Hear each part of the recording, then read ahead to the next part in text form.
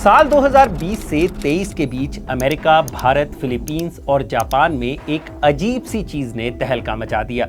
इन सभी देशों में एक सफेद रंग का उड़ता हुआ गुब्बारा दिखाई दिया, लेकिन ये कोई आम गुब्बारा नहीं था। इसके नीचे कुछ इक्विपमेंट्स और सोलर पैनल लगे हुए थे और कुछ जगह तो ये जमीन से 20 से 30 किलोमीटर ऊपर दिखाई दे रहा था। ये इतनी ऊंचाई है जहां तक फाइटर प्लेन्स का पहुंचना भी नामुमकिन सा हो जाता है।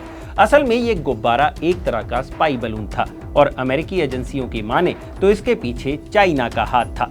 लेकिन अब चीन की national university of defence technology के रिसर्च पेपर्स में उस प्रोजेक्ट के बारे में बताया गया है जिसके तहत चाइना ने इन स्पाई बलून्स का इस्तेमाल किया था। असल में चाइना ने एक नई तरह की फोर्स का गठन किया है जिसे नाम दिया गया है नियर स्पेस फोर्स। तो इस वीडियो में हम बात करेंगे कि आखिर क्या है स्पाई बलून्स, चाइना कैसे इनका इस्तेमाल कर रहा है, साथ ही बात होगी नियर स्पेस की जिसे टैकल करने के लिए चाइना ने नियर स्पेस फोर्स का गठन किया है और फ्यूचर में चाइना इस फोर्स का इस्तेमाल कैसे कर सकता है। क्या आपको पता है एक कंपनी है जो नासा से लेकर गूगल और अमेरिकन एयरफोर्स के लिए भी ऐसे ही बलून्स बनाती है। फ्यूचर वॉरफेयर में इंटरेस्टेड हैं तो ये वीडियो आपके लिए है। नमस्कार, मैं हूं भूपेंद्र सोनी और आप देख रहे हैं अनकट। सबसे पहले बात स्पाई बलून्स की। स्पाई बलून एक तरह का गुब्बारा होता है जो नियर स्पेस के हिसाब से डिजाइन किया जाता है। असल में धरती से आउटर स्पेस की दूरी लगभग 100 किलोमीटर की होती है। इसके बाद आउटर स्पेस शुरू हो जाता है, लेकिन नियर स्पेस में हवा का दबाव तो कम होता है पर धरती की गुरुत्वाकर्षण शक्ति बनी रहती है। यानी 30 से 100 किलोमीटर के बीच जहां एयरक्राफ्ट बेअसर हो जाते हैं, रडार सिस्टम भी काम नहीं करते और जहां सैटेलाइट भी नहीं उड़ सकते, ऐसे एरिया में स्पाई बलून्स उड़ते हैं और दुश्मन देशों की जानकारियां इकट्ठा करते हैं।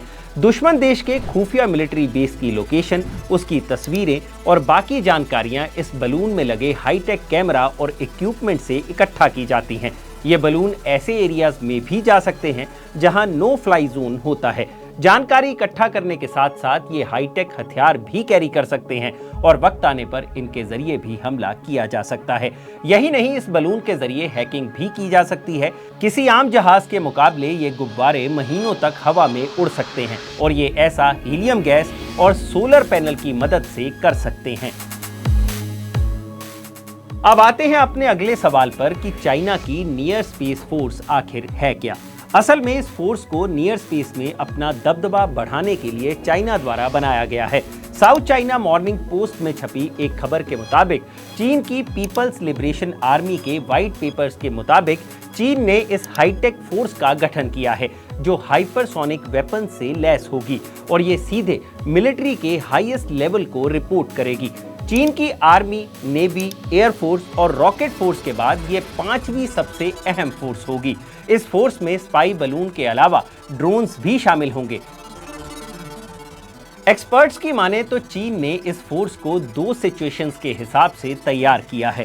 पहली, नो वॉर सिचुएशन में इस यूनिट का काम इंटेल इकट्ठा करना होगा और दूसरा, वॉर की सिचुएशन में ये हाइपरसोनिक हथियारों से हमला करेगी।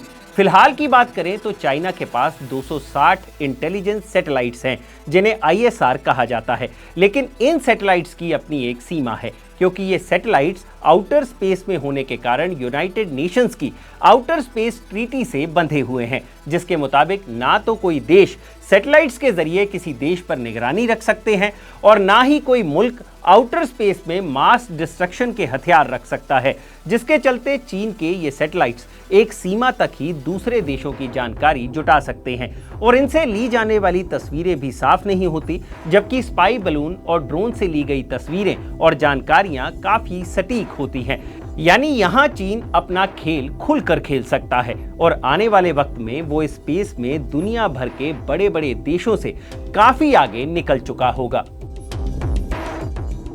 अब आपके मन में सवाल आ रहा होगा कि चीन अगर नियर स्पेस में इतना आगे बढ़ गया है तो अमेरिका और भारत जैसे देश क्या कर रहे हैं। चीन के अलावा अमेरिका, यूके, फ्रांस और ऑस्ट्रेलिया अपनी स्पेस फोर्स बना चुके हैं। अमेरिका ने साल 2019 में अपनी फोर्स का गठन किया था जिसका काम स्पेस में अमेरिकन एसेट्स को सुरक्षित रखना और फ्यूचर वॉरफेयर के लिए तैयार रहना है। हाल ही में अमेरिका की स्पेस फोर्स ने साउथ कोरिया में अपना बेस भी बना लिया है। वहीं भारत की बात की जाए तो फिलहाल भारत में स्पेस के मिलिट्री इस्तेमाल के लिए फ्रेमवर्क तैयार किया जा रहा है। नवंबर में ही इंडियन एयरफोर्स ने अपनी सीमाओं को आगे बढ़ाने के लिए अपने नए नाम और काम का प्रस्ताव डिफेंस मिनिस्ट्री को भेजा है। इस प्रस्ताव के मुताबिक आईएएफ का नाम बदलकर अब Indian air and space force होना चाहिए और अब आईएएफ का प्लान स्पेस में अपनी जगह बनाने का है। इस प्लान के तहत इसरो और डीआरडीओ की मदद ली जाएगी ताकि फ्यूचर वॉरफेयर के लिए एयरफोर्स को तैयार किया जा सके। यानी कुल मिलाकर बात इतनी है कि आने वाले वक्त में भारत भी बाकी देशों की तरह नियर स्पेस में अपनी जगह बनाने वाला है।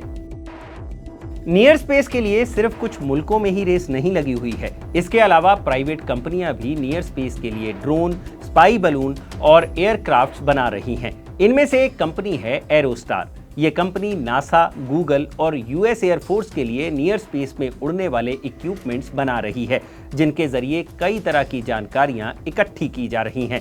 एरोस्टार की वेबसाइट के मुताबिक पिछले 65 सालों से ये company lighter than air innovation and expertise में काम कर रही है। यानी सरकारों के साथ साथ प्राइवेट कंपनियां भी नियर स्पेस में अपना वर्चस्व कायम करना चाहती हैं ताकि वो सीधे सरकारों से मुनाफा कमा सकें, जिसका सीधा कारण है कि आने वाले वक्त में लड़ाइयां जमीन पर नहीं अंतरिक्ष में लड़ी जाएंगी।